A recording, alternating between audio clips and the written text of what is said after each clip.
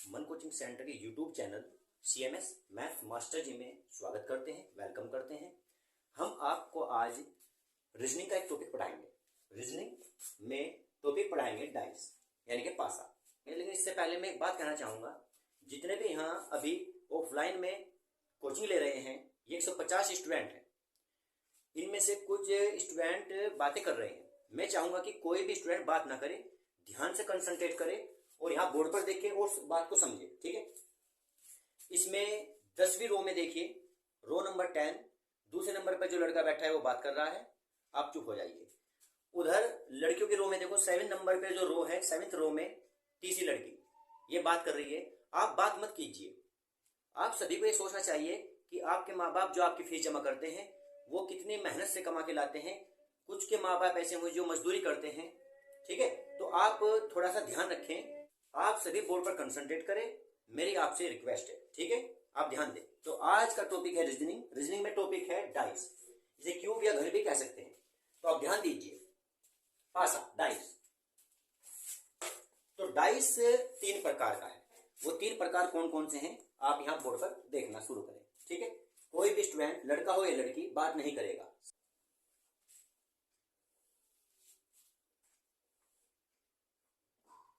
तो डाइस 3 प्रकार का है।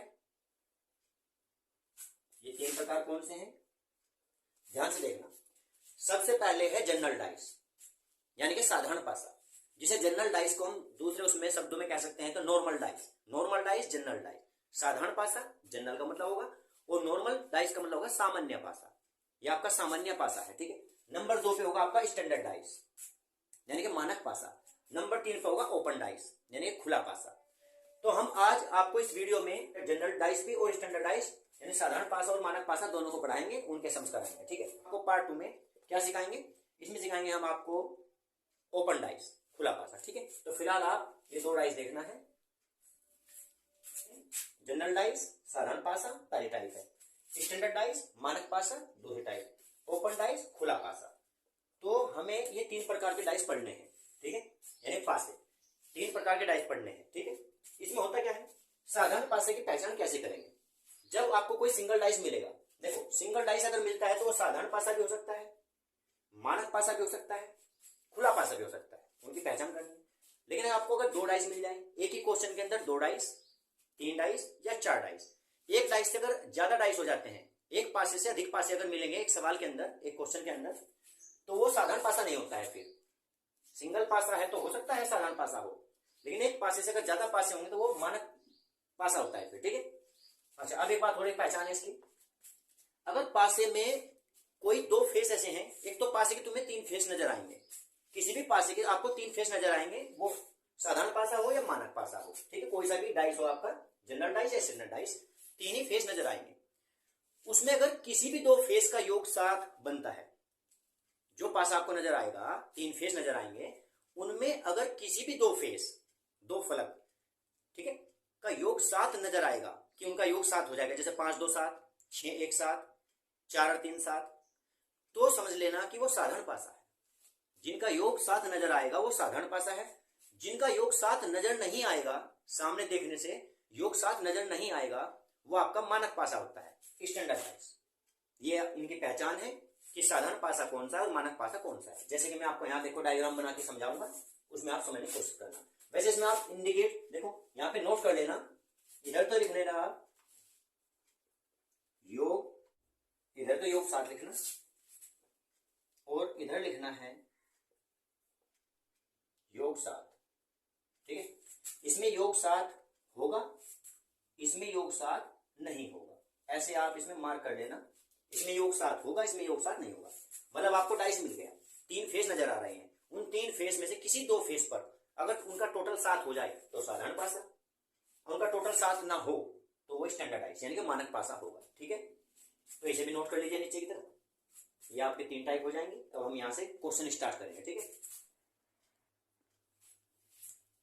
तो मैंने यहां से इसे ओपन डाइस को ऊपर की तरफ लिख दिया, यहां से general dice, standard dice, open dice, क्योंकि यहाँ पे अब हम सम्स कर लेंगे यहाँ पे, ठीक है। तो आप पहला सम्स देखिए, नंबर 1 पहला सम्स।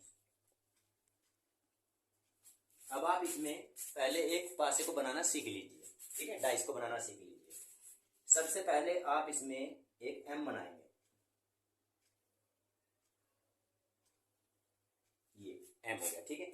उसके बाद इसे आप थोड़ा सा यहाँ से इनकी जो इसकी लाइन है ना यहाँ पे, इससे थोड़ा सा आगे निकालना है, थोड़ा सा आगे, ज्यादा नहीं। इसे इसके सीध से थोड़ा सा ऊपर एक यहाँ पे पॉइंट लगाना है, यहाँ पे। इसे यहाँ मिलाइए, इसे इधर मिलाइए, ठीक है। इसे यहाँ से यहाँ मिलाइए, इसे यहाँ से यहाँ मिला दीजिए। ये आपका डाइस बन गया है। इसमें देखो ध्यान से, इसके आपको 3 फेस नजर आ रहे होंगे। इस पासे में आपको 3 फेस ही दिखेंगे, ठीक है, 3 फलक, 1 2 3, ठीक है। इनमें कोई डिजिट लिखते हैं, जैसे कि 4 5, ठीक है, ये हमने इसमें डिजिट लिख दी। इसके 4 ऑप्शन लिखते हैं, ठीक है, 4 ऑप्शन बना दिया। क्वेश्चन को समझिए, इसने कहा 3 के विपरीत फलक, या तो इसे हिंदी में विपरीत फलक कह सकते हैं या इंग्लिश में अपोजिट फेस कह सकते हैं। फेस का मतलब फलक, दीवारें हैं 4, 6 दीवार होती है इसमें, ठीक है। पासे में कहो या क्यूब कह सकते हैं, ठीक है, घन। तो 3 के विपरीत फलक पर कौन सा अंक होगा, पूरा क्वेश्चन इस तरीके से है। ये मैंने यहाँ पे पूरा नहीं लिखा है, ठीक है। 3 के विपरीत फलक पर कौन सा अंक होगा, तो हमें सबसे पहले क्या देखना है कि ये पासा ओपन डाइस तो है नहीं, खुला डाइस तो है नहीं, ठीक है। हमें देखना है कि साधारण पासा है या मानक पासा। तो इसकी पहचान करने का तरीका देखो क्या है, मैंने आपको यहां लिख के दिखाया था। अगर किसी भी 2 फेस पर योगफल 7 है, किसी भी 2 फेस पर योगफल अगर 7 हो जाए तो साधारण पासा है, और अगर 2 फेस पर 7 ना हो तो वो आपका स्टैंडर्ड डाइस यानी कि मानक पासा है, ठीक है। अब देखते हैं, 4 और 3 मिलकर 7 बन जाएगा, 4 और 3 मिलकर 7 बन जाएगा। इसका मतलब ये हमारा साधारण पासा है। ये हमारा कौन सा पासा है, साधारण पासा। अब समझिए साधारण पासे के आंसर किस प्रकार से होंगे। साधारण पासे के आंसर सिंगल डिजिट में नहीं होगा, ट्रिपल डिजिट में होगा, ट्रिपल डिजिट में होगा, ध्यान रखना। वो कौन सा होगा, जो संख्या इसमें नजर नहीं आ रही है, टोटल 6 संख्या होती है, अंक 6 अंक होते हैं, 1 2 3 4 5 6, ठीक है, टोटल 6 अंक है। उनमें जो अंक नजर नहीं आ रहे हैं वो सारे के सारे अंक ये हमारे आंसर हो जाते हैं। जैसे कि इसने कहा 3 के विपरीत फलक पर या अपोजिट फेस पर कौन सा अंक होगा, 4 ऑप्शन आपके सामने है। तो 3 के अपोजिट, अब इसमें देखिए कौन से अंक नहीं दिख रहे हैं, जैसे 1 नहीं है इसमें, 2 भी नहीं है इसमें, 6 भी नहीं है इसमें। तो इसका आंसर जो होगा हमारा सी आंसर, इसका सी आंसर राइट होगा, क्योंकि 1 2 6 इसमें नजर नहीं आ रहे हैं, तो 3 के विपरीत फेस पर हम इन्हें मान के चलेंगे, ठीक है। तो ये हमारा इसका पहले क्वेश्चन का आंसर हो गया। आप फिर से, ये पासा किस टाइप का है, साधारण पासा या मानक पासा। तो हमने इसे कैसे देखा, इसमें योगफल 7 बन गया, 4 और 3 7। ये ऐसा भी हो सकता था कि 5 और 2 7, ये ऐसा भी हो सकता था कि 6 और 1 में लिखा हुआ है 1, 6 और 1 7, कोई भी कॉम्बिनेशन बन सकता है। अगर योगफल किसी 2 फेस का योगफल 7 आ जाए तो इसका मतलब वो साधारण पासा है। याद करने का लॉजिक देखो, साधारण का जो सा है वो सा से बनता है, और अगर 7 लिखोगे 7 तो वो भी सा से बनता है। जबकि इसमें मानक मा से स्टार्ट हुआ, सा से स्टार्ट नहीं हुआ, तो इसमें योगफल 7 नहीं होगा, ठीक है। ये लॉजिक अपने दिमाग में रख लेना। एक बात, साधारण पासे को एक सामान्य पासा भी कहा जाता है, साधारण पासे को सामान्य पासा, जैसे इंग्लिश में जनरल डाइस बोलते हैं, नॉर्मल डाइस भी बोल सकते हैं, नॉर्मल डाइस। पर आपको ध्यान रखना है, सामान्य का हो या साधारण, सामान्य का हो या साधारण, दोनों ही सा से बनेंगे और साथ ही इसमें रहेगा, योगफल 7 आना चाहिए, ठीक है। पहला क्वेश्चन नोट करिए। उसके बाद दूसरा क्वेश्चन में इसका साधारण पासे की जगह मानक पासे का उठाऊंगा, ठीक है। हाँ, एक बात हो रही, सिंगल डाइस के क्वेश्चन में हमें देखना पड़ता है कि यह साधारण पासा है या मानक पासा। लेकिन जब आपको double dice, triple dice, 4 dice, मतलब आपको एक ही क्वेश्चन के अंदर सिंगल क्वेश्चन, उसमें 2 डाइस मिलेंगे, 3 डाइस, 4 डाइस, तो उसमें साधारण पासा नहीं बनता। फिर साधारण पासा सिर्फ सिंगल डाइस में ही बन सकता है, वो भी योगफल 7 होने पे बनता है। डबल डाइस का जो भी क्वेश्चन स्टार्ट होगा उसमें आपका मानक पासा ही काम करेगा, ठीक है। पहला क्वेश्चन नोट कर लीजिए।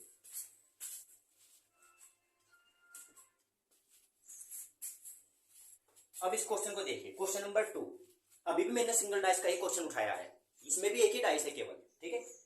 तो इसके कहा 5 के विपरीत, इसमें कहा गया है कि 5 के विपरीत फलक पर यानी कि अपोजिट फेस पर कौन सा अंक होगा, इस तरीके से लिखा हुआ है, 5 के विपरीत फलक पर कौन सा अंक होगा। तो सबसे पहले हम क्या चेक करेंगे कि ये डाइस साधारण है या मानक है, यानी कि जनरल डाइस है या स्टैंडर्ड डाइस है, सबसे पहले चेक करना है।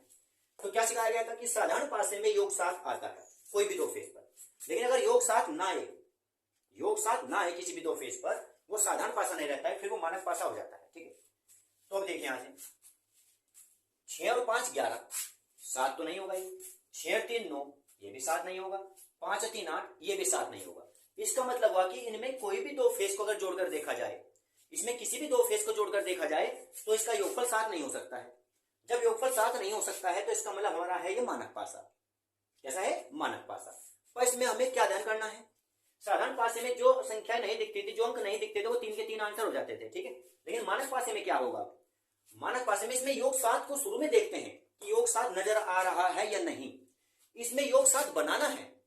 अब हमें बाद में योगफल 7 बनाना है। इसमें ध्यान करो, जैसे कि इसने कहा 5 के विपरीत कौन सा अंक होगा, तो 5 के विपरीत कौन सा अंक होगा, ये बताइए। 5 में ऐसा क्या जोड़ें कि 7 हो जाए?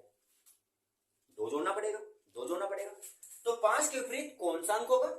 2, यानी कि इसका ऑप्शन बी सही है, ये राइट है।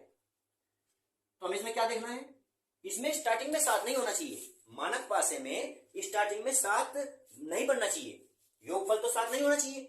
लेकिन बाद में जिस अंक को हम देख रहे हैं, जिसके विपरीत हमें चेक करना है, मान लो 5 के विपरीत कहा इसने, तो 2 अंक हो जाएगा। देखो 2 हो जाएगा। ठीक है, 5 के विपरीत 2 हो जाएगा। अगर ये कहता 3 के विपरीत क्या होगा, इसी डायग्राम के अंदर अगर वो कहेगा 3 के विपरीत कौन सा अंक होगा, तो फिर 4 को राइट करते हैं।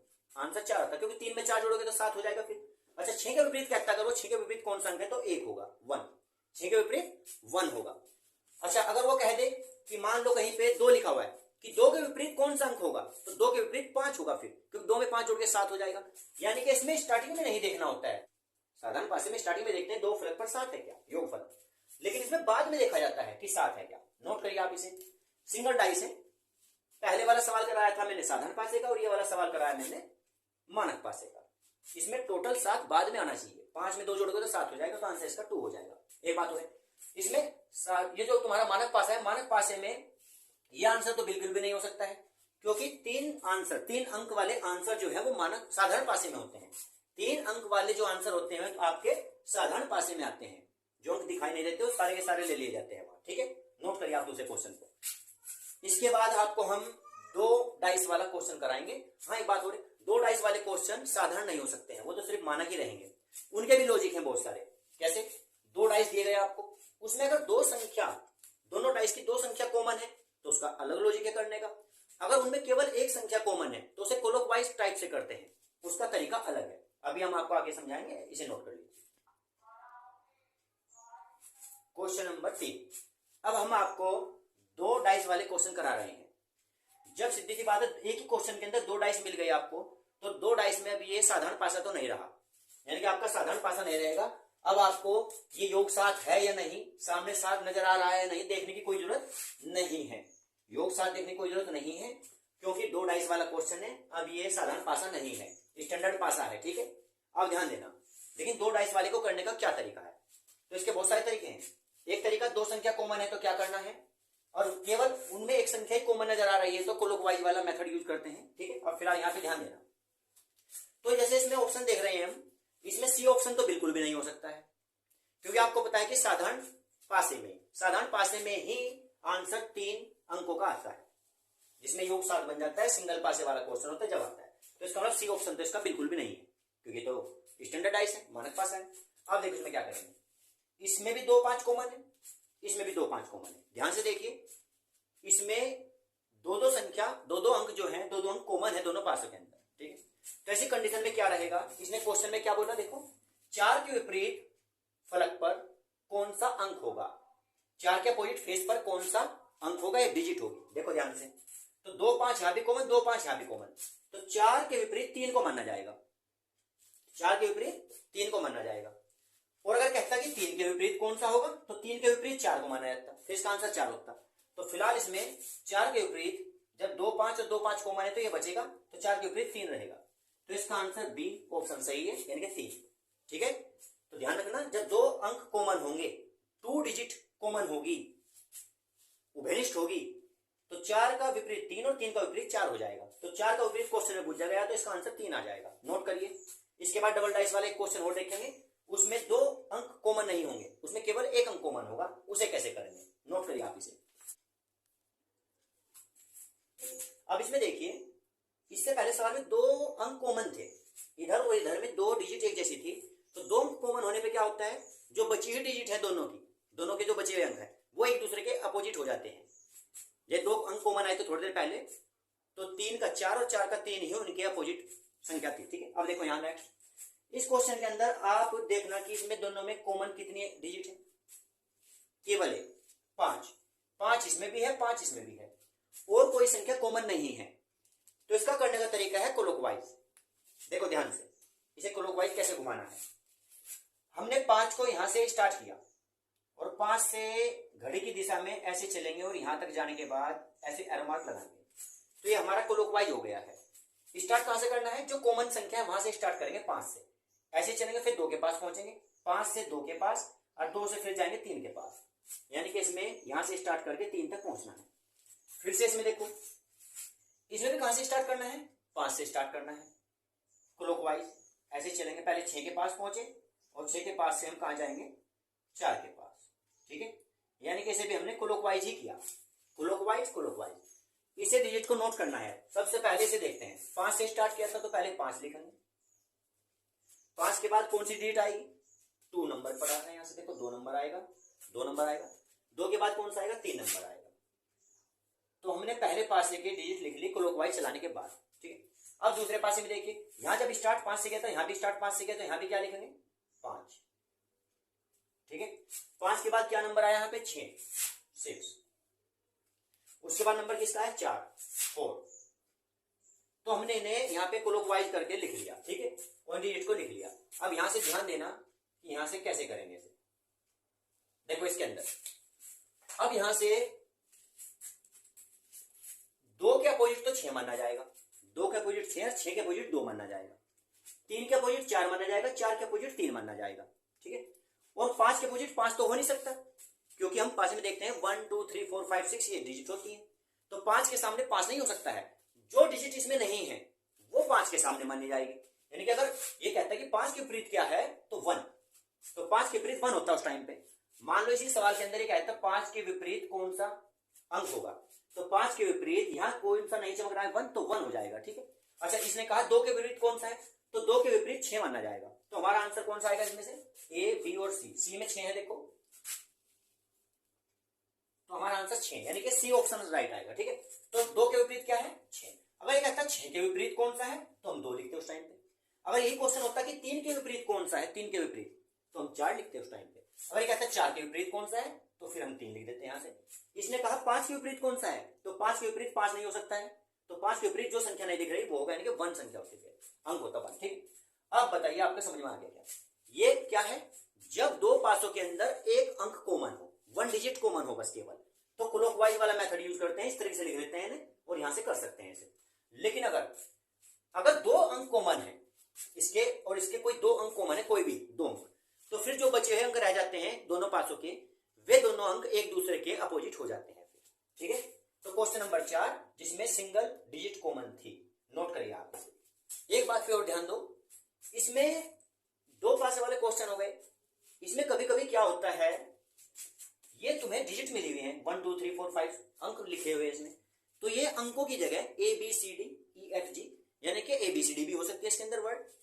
ठीक है, आपके कॉन्सोनेंट और वोवेल्स ये हो सकते हैं इसके अंदर, और इसमें कोई डायग्राम भी हो सकता है, जैसे ट्राइंगल बना के दे दिए, इधर एक ट्राइंगल, इसमें 3 ट्राइंगल, इसमें 5 ट्राइंगल, इसमें 5 ट्राइंगल, इसमें 6 ट्राइंगल, इसमें 4 ट्राइंगल, तब भी पूछा जा सकता है। ठीक है, कोई डायग्राम बना के दे सकता है ट्राइंगल से अलग, या फिर इसमें बिंदी लगा के दे सकते हैं, डॉट डॉट, इसमें सिंगल डॉट, इसमें डबल डॉट, इसमें 5 डॉट, इसमें 5 डॉट, इसमें 4 डॉट, इसमें 6 डॉट, इस प्रकार से बिंदु लगा सकते हैं, बिंदु डॉट। ठीक है, ट्राइंगल बना सकते हैं, बिंदु लगा सकते हैं, एबीसीडी लिख सकते हैं, या फिर कलर भी लिख सकते हैं, जैसे इसमें रेड, इसमें ब्लू, इसमें ब्लैक, इसमें येलो, इसमें ब्लैक, इसमें ब्लू, इस तरीके से मतलब कोई भी रंग भी लिख सकते हैं इसके अंदर। तो सभी क्वेश्चनों को करने का फिर भी वही तरीका रहेगा। वहां पे हम क्या देखेंगे कलर वाले में कि इसमें कलर 2 कॉमन है, 2 रंग ऐसे हैं जो कॉमन हो गए हैं, तो जो कलर बच रहे हैं दोनों के वे एक दूसरे का अपोजिट होंगे। और अगर एक ही रंग कॉमन है, केवल एक रंग कॉमन है, तो उसे क्लॉकवाइज घुमा के चलेंगे, क्लॉकवाइज घुमा के देखेंगे जब रंग बताएंगे।